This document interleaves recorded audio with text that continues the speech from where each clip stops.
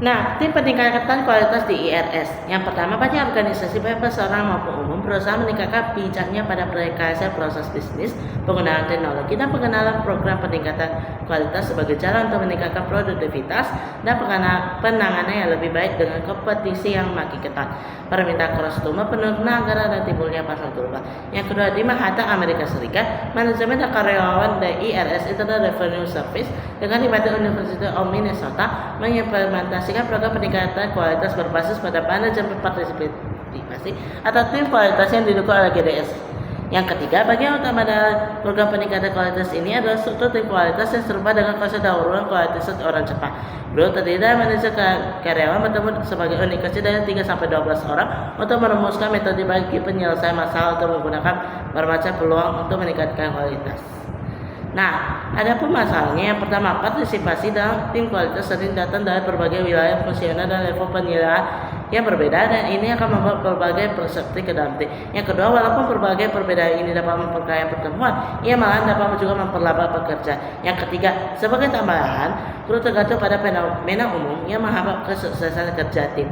Misalnya dominasi sebagai anggota, komunikasi antar personal yang jelek, dan ketakutan mengekspresikan ide-ide inovatif. Yang keempat, untuk mengurangi efek negatif ini diberikan pelatihan ekstensi dan bantuan profesional. Yang kelima, jika jumlah tim bertambah, pelatihan dan anggaran bantuan menjadi masalah dan juga sulit untuk menemukan fasilitator berkualitas tinggi. Nah, apa sih solusinya? Yang pertama, GDS adalah teknologi yang baru yang mendukung berbagai aktivitas yang dilakukan oleh anggota grup, pemimpinnya, dan fasilitator. Yang kedua, GDS menawarkan pada tim potensi untuk mengurangi kerja keras yang harus dilakukan dalam mengaplikasi metode peningkatan kualitas dengan menyediakan mekanisme otomatis dalam memasukkan, mencatat, dan mengoperasikan dalam kaitan dengan ide-ide anggota tim selama pertemuan-pertemuan tatap muka yang dilakukan.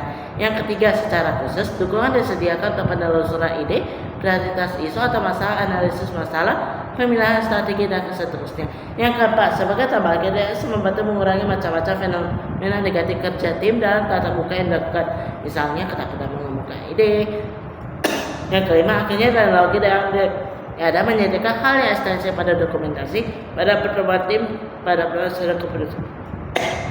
Nah, implementasinya yang pertama, GDS dimulai sebagai proses riset laboratorium khusus dibangun secara akhir 1980 di berbagai universitas termasuk Universitas of Minnesota yang turut membangun IRS pada 1988. Yang kedua, pada periode itu ada hardware dan software komersial di pasaran.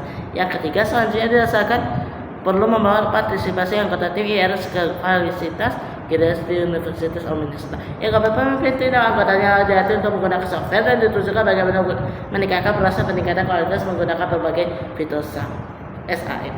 Nah, hasilnya SAMM digunakan kepada anggota tim untuk satu, menelusuri ide dan evaluasi 90% dari pertemuan. Yang kedua, penggunaan bantuan keputusan yang canggih 59% dari pertemuan. Yang ketiga, pembuatan dan pengaturan agenda 36% dari pertemuan. Yang keempat, penulisan dan pengelolaan rekod catatan grup 15% dari pertemuan. Nah, epilognya kita sukses dalam meningkatkan kemampuan IRS. Yang kedua, tambah-tambahan yang diadakan menjadi anggota tim mengakses modul sistem pada sembarang waktu dan sembarang lokasi yang berbeda. Yang tiga, diharapkan pada masa depan GDS juga mampu mendukung aspek emosional dan kualitas kerja tim, misal perubahan-perubahan sosial dan negosiasi. Dua metode yang dapat menyediakan knowledge untuk restrukturasi adalah yang pertama, restrukturasi AI. Metode ini melibatkan case-based reasoning, paket penilaian situasional, argumentasi persuasif, dan prosedur graf tujuan.